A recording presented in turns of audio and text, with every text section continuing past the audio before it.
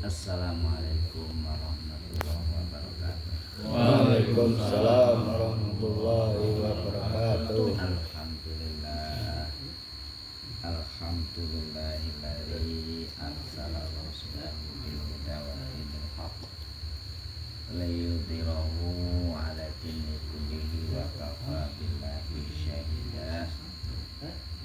Asyhadu an la ilaha illallah wahdahu la syarikalah wa asyhadu anna Muhammadan abduhu wa rasuluh. Allahumma salli wa sallim wa barik ala nabiyyina Muhammad sallallahu alaihi wasallam wa ala alihi wa ashabihi wa tabi'ihi ajma'in.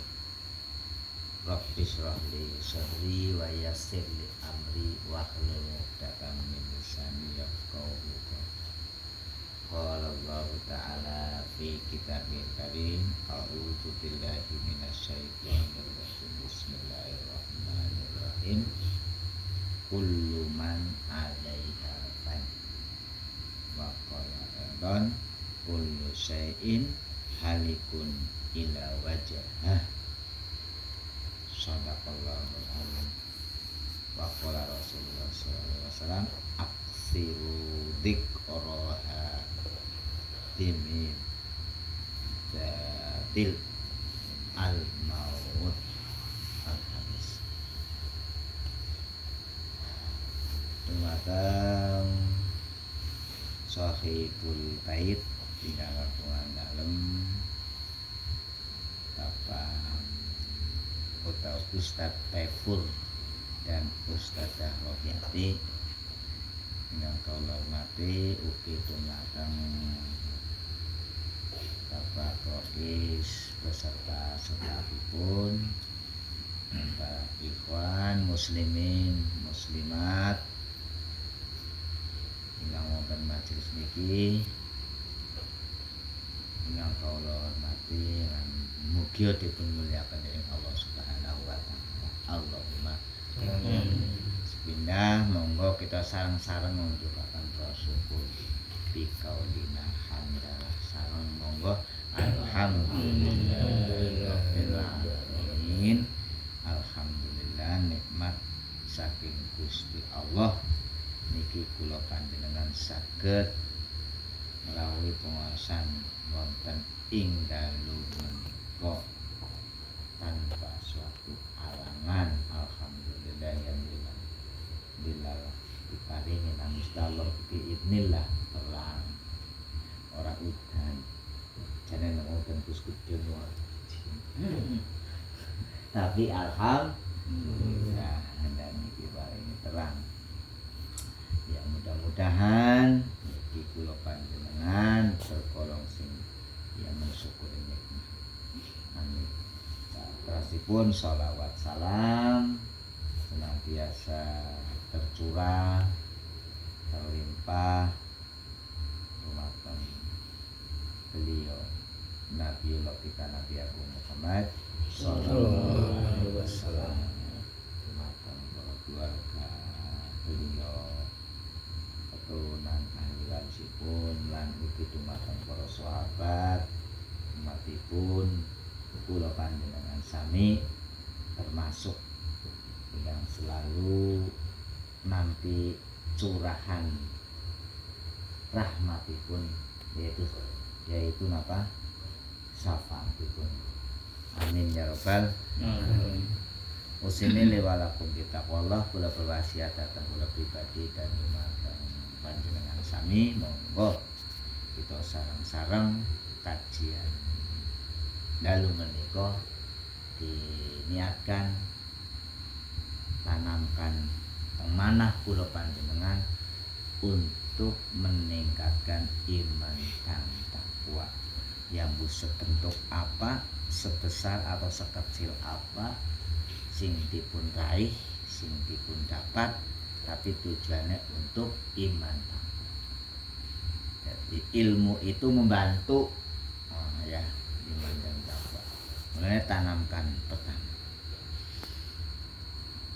Salajengipun jazakallahu khair membawa acara Amir Majelis ingkang maring wektalipun kangge sirau sesarengan bahas kajian babul janais atau ahkamul janais kaitan karo ilmu janais. Wong mati kabeh arep mati kula panjenengan sami.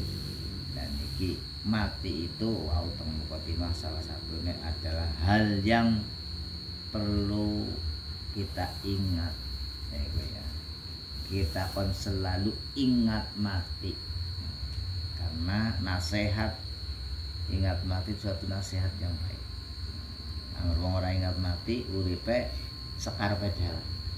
Tapi angger kemutan mati insyaallah mandan ngati-ati. Mulai kabari engko Pak Sarimin jam sekian kok ayo mana mesti ngati-hati anggar liwat liwat mana anak-anak baru akhirnya kan ngerti ngati-hati. Bismillah. Termasuk kadang wong seperti itu kadang harus ninggal di jalan kadang duwe firasat nang Gusti Allah. Nah ya arep ora ngono ya lewat metu kono tabrakan terus niku nggih. Lah mulane nek wong ingat mati insyaallah ngati-hati uripe termasuk itu adalah nasihat. Oleh karena itu mari kita kajian lanjutkan pada kesempatan dan menika kaitan yang sedikit dong jadwale ziarah kubur bagi wanita. Apa niki? Ziarah kubur bagi mati. Niki babe babulu tentang ziarah kubur. Sekanu wis doa. Ayo ya wis ya.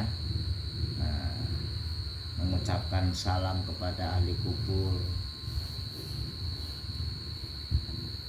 Siki gari ziarah kubur bagi wanita. Ya kayaknya wis suwe orang membahas ya. Apa niki? Ziarah kubur bagi wanita. Menurut panjenengan ziarah kubur bagi wanita kalau dari segi hukum bagaimana? Boleh? Apa haram? Apa mubah? Menurut Syekh Muhammad bin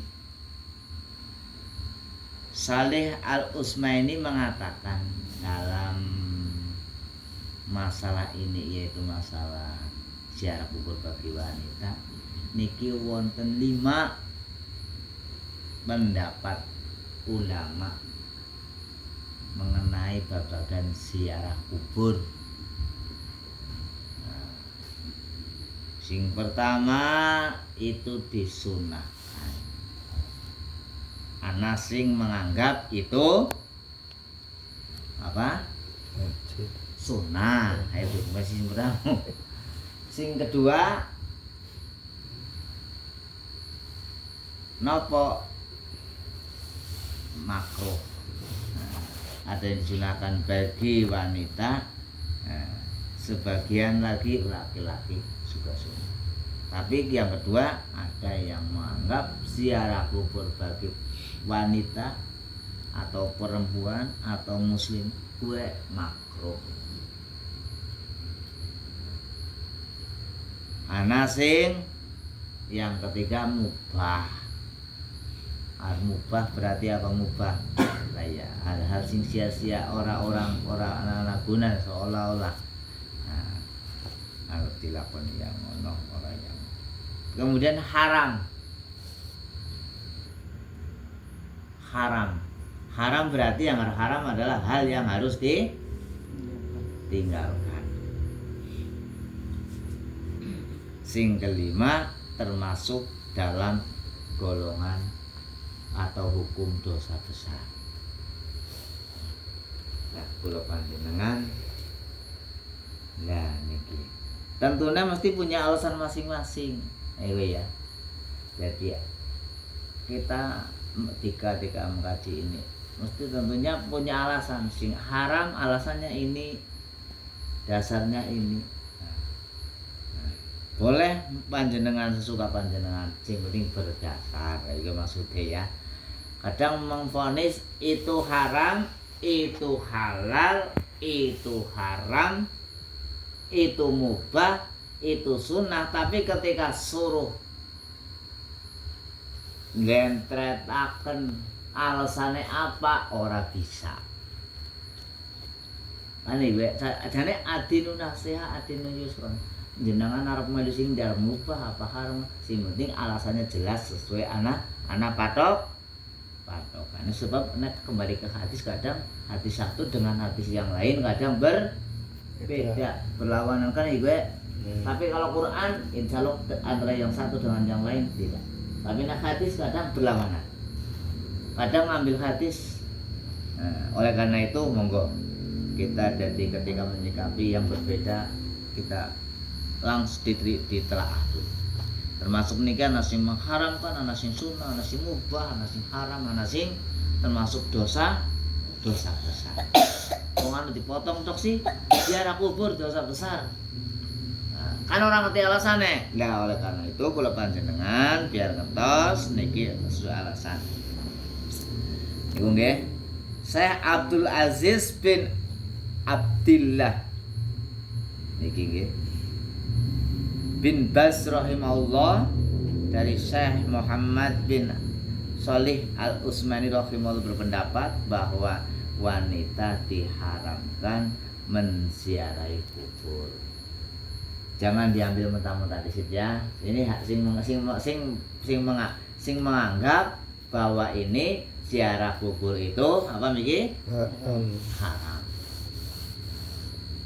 Nah, dalilnya ini. Pendapat ini berdasarkan hadis dari Abu Hurairah. Sahih ora?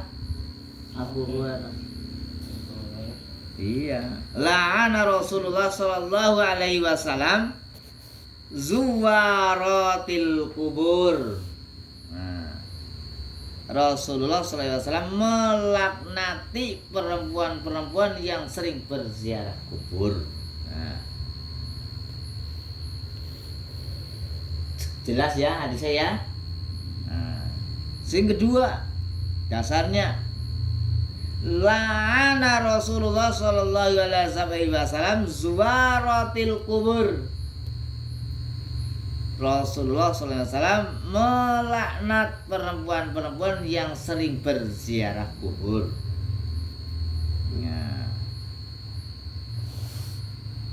Terus lagi juga diriwayatkan Ibnu Abbas radhiyallahu berkata, angkat tadi diriwayatkan Hasan bin Sabit ya. Ini yang udah la'ana Rasulullah sallallahu alaihi wasallam zuwaratil kubur. Rasulullah sallallahu alaihi wasallam melaknati perempuan-perempuan yang sering berziarah kubur. Hadis telu isine pada baik melaknat. Nah, jenengan dugi niki bisa mengambil kesimpulan urung ya. Ya mulane kados mbok ngasih salah paham menemukan hadis siji iya telu hadis kok ada hadis yang lain keterangannya kemudian vonis haram aku hadis sahih dan sebagainya ya. Dan ini gimana kita. Terus Syekh Muhammad bin Shalih Al-Utsmani rahimahullah menjelaskan bahwa ziarah yang dilakukan oleh Aisyah Mas Tohar dari mana? Arab ngisi ya. Orang. Buku kan. Anu lain. Itu sikile ikhwan. Oh kayak gitu. Oh iya. Ya intermezzo. Kita lanjut, nggih.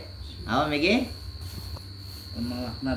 Iya, dari niki menurut Aisyah nggih. Nah, ziarah yang dilakukan oleh Aisyah ke kubur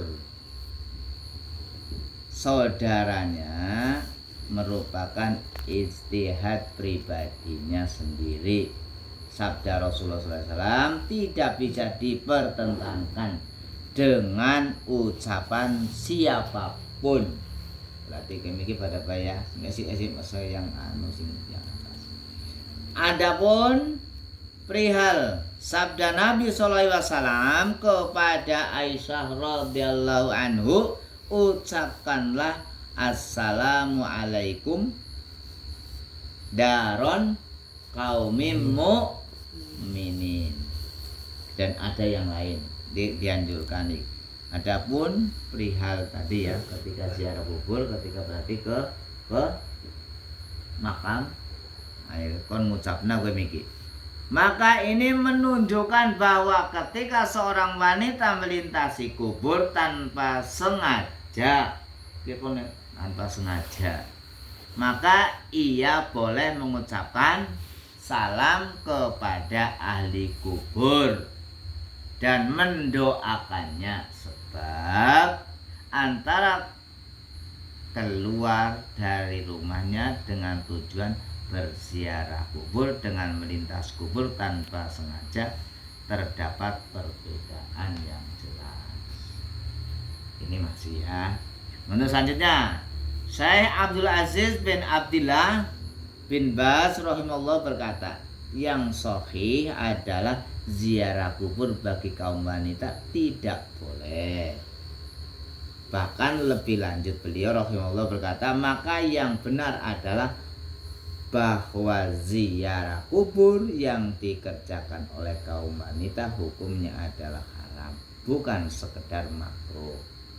Nah, adapun hadis Nabi sallallahu alaihi wasallam yang di dalamnya terdapat sahabat, sabda beliau kepada wanita yang diumpamainya, yang dijumpainya sedangkan menangisi anaknya yang masih kecil, bertawakallah kepada Allah, bertawakal pada Allah. Mendapat bahwa mungkin saja hal ini terjadi pada masa masih dibolehkannya ziarah kubur secara mutlak, baik laki-laki maupun perempuan. Ki urung rampung nembe wacana ya. Adapun Syekh Muhammad Nasruddin Albani rahimahullah berpendapat bahwa kaum wanita muslimah juga dianjurkan berziarah kubur. Beliau mengatakan dalam anjuran berziarah kubur kaum wanita sama dianjurkannya dengan laki-laki. Kita mulai pendapat lain. Menurut saya mikir, ya, armiki sing nganggo ngetona dalil sing, ya mau. Nah ini kemudian beliau menjelaskan 4 argumentasi sebagai berikut. Anggar mau dalil tokna ya, haram ya. Nah niki pertama, berdasarkan keumumannya Nabi Muhammad sallallahu alaihi wasallam niki nggih fazurruha, berarti maka sekaranglah berziarah kubur lah. Angger ayat ini apa? Perintah. Hadis ini juga mencakup kaum wanita, karena orang akan bazurruha, berziarahlah. Kayaknya hadis gamis tak sampai kena ya. Jadi sebagian kuis. Cuman kan dari masih umum. Dan ini kan ada yang bertanya tentang wanita. Boleh apa orang? Hukumnya bagaimana? Hadis ini juga mencakup kaum wanita.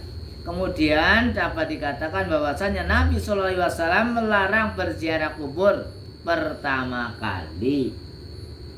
Maka tidak ragu lagi bahwa larangan itu mencakup kaum laki-laki dan kaum wanita ketika beliau sallallahu alaihi wasallam bersabda, inni kuntu nahaitukum an ziyaratil kubur.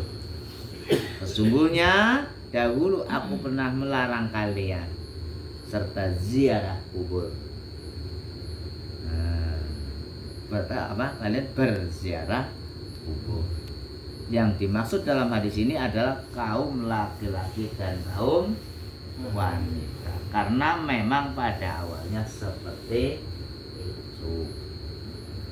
Anggermu hadismu benar sing pertama. Nah, sahih. Jika seperti itu keadaan awalnya, maka seorang otomatis pada redaksi lafadznya selanjutnya yaitu sabda beliau sallallahu alaihi wasallam, maka sekarang berziarahlah. Nah, juga ditunjukkan kepada kaum laki-laki dan kaum perempuan. Seperti itu. Jadi pertama tadi ya berdasarkan hadis. Jika masih ada lagi niki kaitan hadisnya yang artinya tidak saya baca terlalu dawa.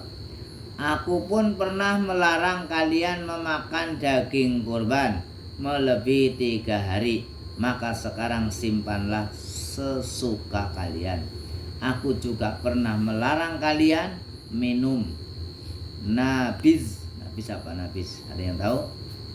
Air manisan kurma, kecuali yang berada di bejana. Maka sekarang minumlah sesuka kalian, dan janganlah kalian meneguk minuman yang memabukkan. Kita mau menggambarkan kayak dene mau tentang ziarah kuburnya kayak gini, kemennya minuman kayak gue, termasuk minuman khamr bangsane sing memabukkan, gemennya juga apa? Oli ya. Terus ada ayat yang melarang. Ini mengatakan. Nah, sudah pasti bahwa redaksi dalam seluruh perbuatan tersebut ditunjukkan bagi kaum laki-laki juga bagi kaum wanita, seperti halnya pada redaksi pertama yaitu nahaitukum an ziyaratil kubur. Aku pernah melarang kalian berziarah kubur. Nah, langsung ke yang kedua. Ini kedua, tadi yang pertama. Yang kedua adalah kaum wanita bersama dengan kaum laki-laki terlibat dalam satu sebab atau ilat yang karenanya disyariatkan ziarah kubur. Nah, fa innaha turikul qalba wa tudmi'ul ghain wa tudzakirul akhirah. Sesungguhnya ziarah kubur itu dapat melembutkan hati, bisa meneteskan air mata, dan dapat mengingatkan kepada kehidupan akhirat. Alasan membolehkan ya. Yang anjuran ini dasarnya. Yang ketiga ini alasannya bahwasanya Nabi Shallallahu Alaihi Wasallam telah memberi rukhsah ya pada baik karo keringanan kepada kaum wanita untuk berziarah kubur melalui 2 hadis yang telah dilafalkan oleh Ummul Mukminin Aisyah radhiyallahu. Bagi kita semua, nah, sudah ada lagi di bawah keterangannya sebagai berikut dari Abdullah bin Abi Mulaikah, bahwasannya pada suatu hari Aisyah pernah pulang dari kuburan. Aku pun bertanya, wahai Ummul Mukminin, dari mana engkau? Ia menjawab, dari makamnya Abdurrahman bin Abi Bakar. Aku kembali bertanya, bukankah Rasulullah SAW telah melarang berziarah kubur? Aisyah menjawab, benar, tetapi beliau kemudian menyuruh untuk melakukannya lagi. Seperti itu. Singkat dicek, anna Rasulullah SAW rakhassa fi ziyaratil kubur, bahwasanya Rasulullah SAW telah memberikan keringanan atau rukhsah dalam ziarah kubur. Jangan dibaca tahu kok ya. Ya wis kanu dawa taksibula bae ringkas pokoke. Ayo ya. Hitungan iki bae. Dadi ya tak ringkas ketenang diwaca tahu banget. Wis tengi. Ya. Saya ringkas dari pemahaman ini dan dalil-dalil yang lain.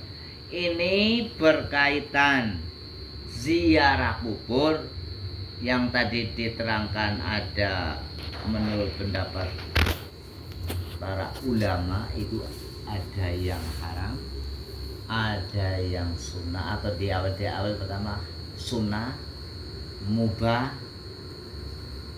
terus sama nih ya haram, sing terakhir dosa besar. Ayo ya. Kalau kembali tadi haram memang benar ada dalil yang sahih. Nah, ada dalil yang sahih bahwa ziarah kubur itu diharamkan.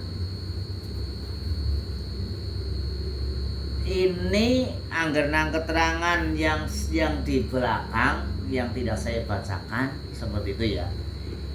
Itu pada saat itu ketika keputusan itu ada di Mekah. Anak-anak, waktu di Mekah. Karena waktu di Mekah awal mula loh ya. Awal mula di Mekah itu yang didakwakan memang berkaitan karo akidah.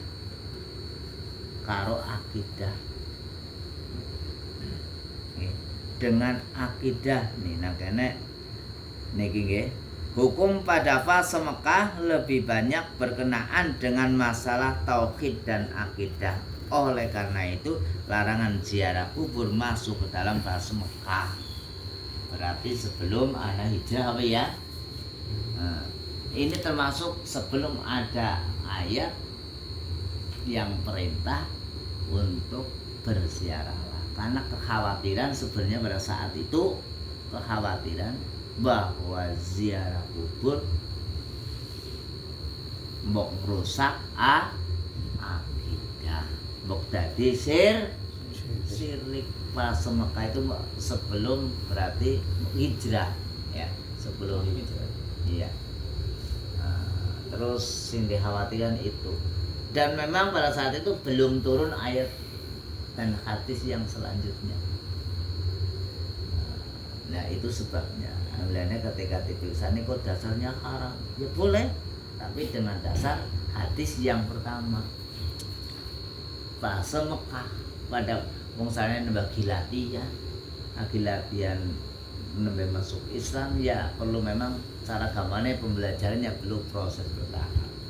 Tapi setelah mengenal, setelah fase Madinah nangkene wis mulai kembalinya kepada ilmu usul fikih ya, nangkene keterangannya fikih lanjutan maka itu bisa menjadi haram, bisa menjadi sunnah, bisa menjadi mubah, bisa makruh dan bisa dosa besar. Agar tidak salah paham, kita semua harus melihat bisa mengharamkan kenapa haram. Ini gue nggih, anggar mau ya haram karena satu mungkin unsur bisa menjadi unsur kayak mau dosa besar kaitannya musyrik karena nyembah mintanya maring selain Allah, bukan mendoakan ahli kubur tapi minta berkah, minta rahmat, minta rezeki, minta sesuatu dari si ahli kubur yang seharusnya ahli kubur itu didoakan. Itu haramnya di situ.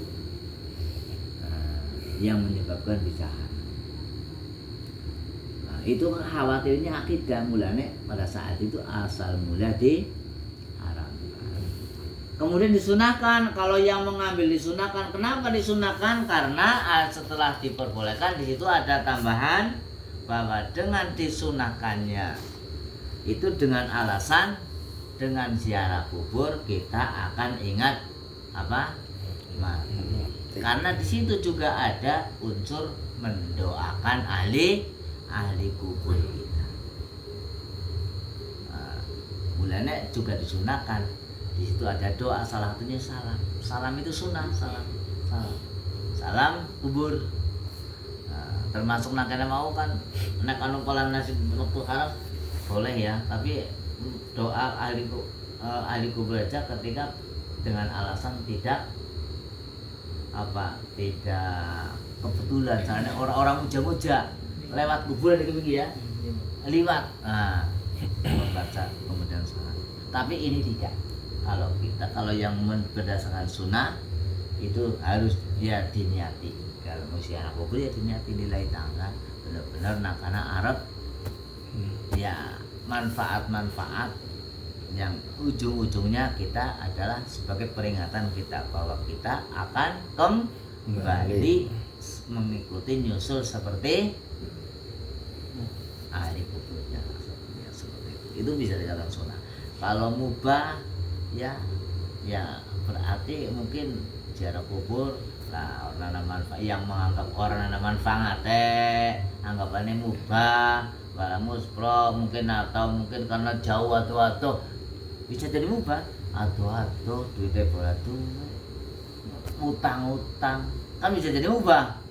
Wah, aduh kepengen ziarah tapi dipaksakan dan orang mampu kemudian dipaksakan sehingga akhirnya bisa jadi pala sing wajib kafiran. Nah itu bisa jadi mubah seperti itu kan, itu bisa dalam situasi. Bisa jadi dosa besar, kena keterangan bisa jadi dosa besar sebagai tambahan yang mau karena tidak sesuai dengan koridor Islam. Seperti itu ya, bisa diterima ya kaitan bagi wanita. Berarti kesimpulannya apa? Panjenengan agar bisa menyimpulkan ziarah kubur bagi wanita kudu bisa menyimpulkan ya kudu imam iki bisa jadi ya kudu iki tergantung kita. Kalau saklek haram boleh tapi zaman dulu, tapi zaman sekarang kan bukan zaman dulu. Sebelum kita kan sudah tahu, kita harus bisa memahami mukta tinggal salah persepsi ketika ketemu dengan orang yang mungkin pemahamannya beda bahwa disunahkan. Kalau saya cenderung disunahkan karena sudah ada hadis yang menyuruh fazuruha itu dulu, termasuk fase Mekah. Waktu itu kan karena kehati-hatian akidah pada saat itu mbok ngasih salah cara. Tapi setelah itu Rasulullah memerintahkan karena dengan ziarah kubur untuk menuntun kalian ingat mati. Sampai orang kafir saja boleh diziarahi. Iya ora, sing pertemuan ganak ini juga kayaknya ya. Itu juga boleh diziarahi. Tapi jangan doakan diampunkan. Orang musyrik boleh diziarahi, wong Kristen, wong non muslim juga boleh. Tetapi ingat, jangan didoakan, dimintakan ampun. Kan itu dulu ya. Itu hanya fokus orang-orang mukmin, orang muslim ketika kita mendoakan kepada ahli kubur. Seperti itu. Jadi saya cenderung bahwa ahli kubur itu sunnah ziarah. Seperti itu. Sunnah. Waktunya bebas. Jangan orang sing menjadikan mungkin bisa kalau kembali ke yang menentukan, yang mewajibkan harus ini hari ini, itu yang tidak ada. Intinya sunnah, waktu tidak ditentukan, sesuai dengan kebutuhan, sesuai dengan kemampuan, sesuai dengan kesempatan, sesuai dengan berendek. Itu saja. Seperti itu saja menurut saya. Bisa terima ya. Kalau saya cenderungnya itu karena zaman sekarang. Kalau haram ya gue tadi kembali lagi, kalau memang diniatkan salah niat, ini mengandung unsur musyrik, unsur riya, itu haram. Seperti itu. Kalau tidak ya sunnah kembalinya. Kalau mubah tadi ya mungkin ada sing lebih penting lah cara agama, ada yang lebih diprioritaskan. Selain itu ada waktu yang bersamaan, yang ada yang lebih diprioritaskan. Pemilih ziarah.